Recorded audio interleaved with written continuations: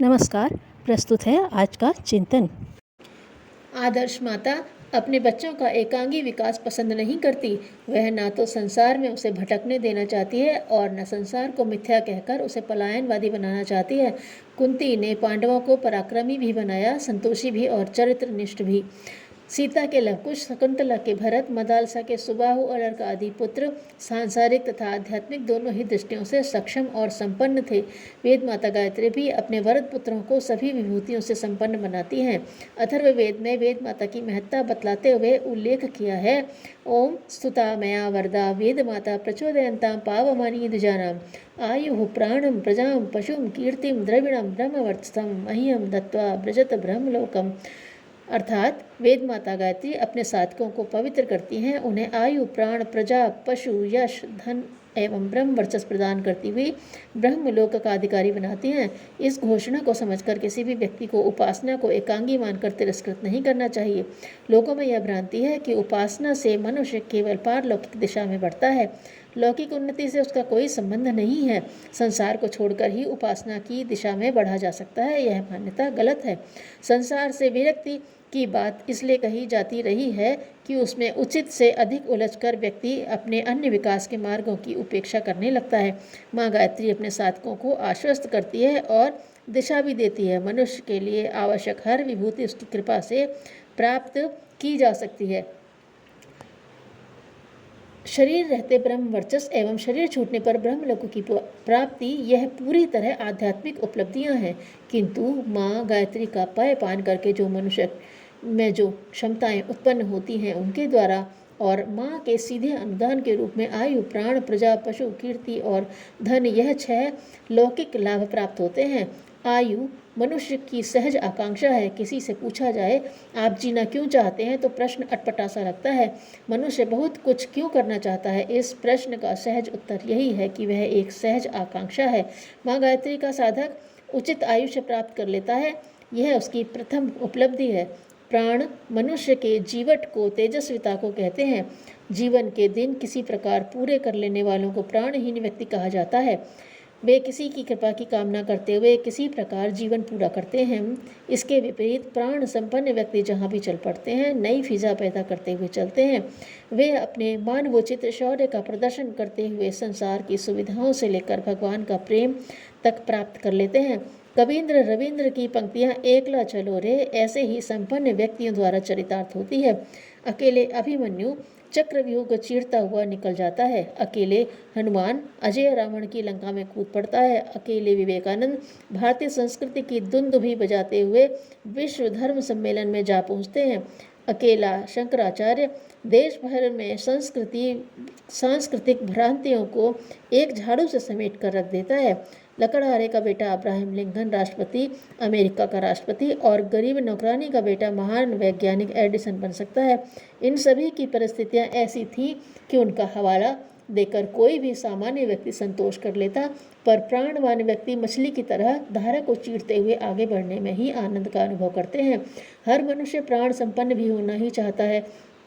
मनुष्य की एक और आकांक्षा है कि वह अकेला नहीं रहना चाहता, वह अपनों के बीच रहना चाहता है।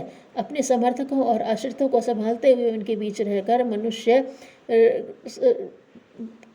उन्नति करता है। यह भी एक सहज आकांक्षा है। अपने समर्थक एवं आश्रित वर्ग को प्रजा, पशु की संज्ञा दी जाती है। माँ की कृपा से यह विभूति भी साधक को प्राप्त होती है। सांसारिक जीवन में यश की भी उपयोगिता है, उसका औचित्य भी है। लोकेशना की तो निंदा की गई है, किंतु यश होना न तो बुरा है और न अनुचित। श्रेष्ठ व्यक्तियों की कीर्ति फैलती है तो उनकी विशेषताओं का लाभ उठाने का तथा उनसे प्रेरणा प्राप्त करने का अवसर भी अगणित व्यक्तियों को प्राप्त होता है। भगवान के सत्पुरुषों को देखे तो थोड़े ही व्यक्ति पाते हैं। सत्पुरुषों को देख तो थोड़े ही व्यक्ति पाते हैं, किंतु उनके यश से अगणित व्यक्ति लाभ उठाते हैं। हरिश्चंद्र के यश से ही गांधी जी को सत्य का साधक बनाया था। राम, कृष्ण, गौतम, विवेकानंद आदि के पावन यश से ही लोग प्रेरणा लेते रहे हैं और लेते रहेंगे। गायत्री साधक को कीर्ति के रूप में ऐसा ही पावन यश प्राप्त होता है। पांचवी विभूति के रूप में धन का उल्लेख किया गया है। आज के युग में धन की महत्ता बतलाना किसी के लिए भी आवश्यक नहीं। धन प्राप्ति के लिए आज का सभ्य कहलाने वाला नागरिक भी क्या कुछ नहीं कर गुजरता। धन प्राप्ति के यदि सौम्य उचित माध्यम खड़े किए जा सकें तो उनके कारण होने वाले अगणित दुराचार एवं अपराध सहज ही रुक सकते हैं। ये 5 विभूतियां पाकर मनुष्य निश्चित रूप से श्रेष्ठ संतुलित जीवन जी सकता है, किंतु माँ गति को यही नहीं रोकती। शरीर रहते हुए एक दुर्लभ विभूति प्राप्त करने को प्रोत्साहन देती हैं, वह है ब्रह्म वर्चस्व। शरीर रहते हुए भी मनुष्य सर्वशक्तिमान ब्राह्मी चेतना से स्वयं को जोड़ सकता है। वह स्थिति पैदा हो जाती है तो मनुष्य महामानव देव मानव के रूप में विकसित हो जाता है। यह संसार की जानी जा सकी शक्तियों में सबसे बड़ी शक्ति मानी जाती है, जिनकी श्रेष्ठ कार्यों श्रेष्ठ प्रवृत्तियों के प्रति अनन्य निष्ठा है। यदि उन्हें सांसारिक माध्यमों से सहयोग समर्थन पारितोषिक नहीं मिल पाता तो वरदान द्वारा उन्हें वह उपलब्ध हो जाता है। वरदानों की श्रृंखला अपने शास्त्रों में शापों से कम लंबी नहीं है। यह सब ब्रह्मवर्चस्व के ही विभिन्न रूप हैं। माँ गायत्री अपने पुत्रों को शरीर रहते अनेक लौकिक विभूतियों के साथ यह दिव्य विभूति भी प्राप्त कराना चाहती है। सामान्य व्यक्ति जिस शक्ति के सहारे उनके कार्य के लिए निर्भय होकर बड़े बड़े कदम उठाने को तैयार हो जाते हैं, वह उसी शक्ति का प्रभाव है। गायत्री भोजन जैसी उपयोगी इसलिए है कि उसमें आत्मिक बल का केंद्र है। बुद्धि की शुद्धि उदर शुद्धि से भी अधिक आवश्यक है। पेट में मल भरा हो, विषैले पदार्थ जमा हो तो शरीर का स्वास्थ्य प्रतिदिन क्षीण होता जाएगा, भले ही कीमती भोजनों को खाया जाता रहे। इसी प्रकार यदि बुद्धि अशुद्ध है, विकृत है, नीच तत्वों में लिप्त है तो उस बुद्धि से आत्मकल्याण नहीं हो सकता, सुख शांति का दर्शन नहीं हो सकता। चाहे कोई कितना ही बड़ा कितना ही मूल्यवान कर्म कांड क्यों न करे, उदर की शुद्धि होने पर किया हुआ भोजन शुद्ध रक्त बनाता है और बल वीर्य की वृद्धि करता है। इस प्रकार शुद्ध बुद्धि से किए गए कार्य एवं विचार ही आत्मबल को बढ़ाने एवं आत्म कल्याण की ओर ले जाने वाले होते हैं। बुद्धि की शुद्धि करना, उसे सात्विक बनाना आत्मनिर्माण का सर्वप्रथम कार्य है। गायत्री इसकी शिक्षा देती है और सफलता प्राप्त करने का मार्ग बताती है। यह इतना बड़ा लाभ है जिसकी तुलना और किसी लाभ से नहीं हो सकती।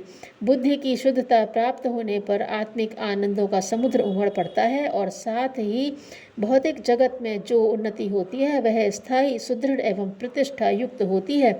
उस समृद्धि को भोगने से मनुष्य को भोग का सच्चा आनंद मिलता है। यही बात अशुद्ध बुद्धि से एकत्र की हुई संपत्ति के बारे में है। उसे पाकर कोई आत्मा सुखी नहीं हो सकती, उससे तो विपत्ति अशांति और उद्विग्नता ही बढ़ती है। सुख तो उन भोगों से ही मिलेगा जो सद्बुद्धि से उपार्जित किए गए होंगे। गायत्री हमारी बुद्धि को शुद्ध करती है, इसलिए वह आत्मिक आनंदों के अतिरिक्त सच्ची भौतिक सुखों को भी देती है। गायत्री की सविता शक्ति निरंतर सत प्रेरणा देती रहती है। सत्य और असत्य का निर्णय करके सत्य को ग्रहण करने और असत्य को त्यागने का आदेश देती रहती है। गायत्री मंत्र शक्ति साधक की सभी बुराइयों, दुर्बलताओं और कुप्रवृत्तियों को भस्म कर देती है। संसार के जन्म मृत्यु आदि दुखों के कारण मूलभूत पापों को नष्ट करती है। प्रकाश द्वारा आंतरिक अंधकार को दूर करती है, इसीलिए इसे पाप नाशिनी कहते हैं। वेद भगवान की घोषणा है कि गायत्री माता आशीर्वाद के रूप में अपने पुत्र को आयु, प्राण, प्रजा, पशु, कीर्ति, द्रविण, ब्रह्म वर्चस्व प्रदान करती है। यही विश्व मानव की सबसे बड़ी संपत्ति है।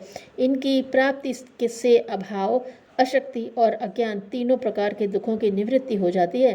जिस देश में दीर्घायु, बलिष्ठ प्राण, सुसंतति, पुष्टांग पशु, यशस्कर, धनवान, ब्रह्मवर्चस्वी नवयुग उत्पन्न हो, वे राष्ट्र को उन्नति के उच्च शिखर पर पहुंचा देते हैं।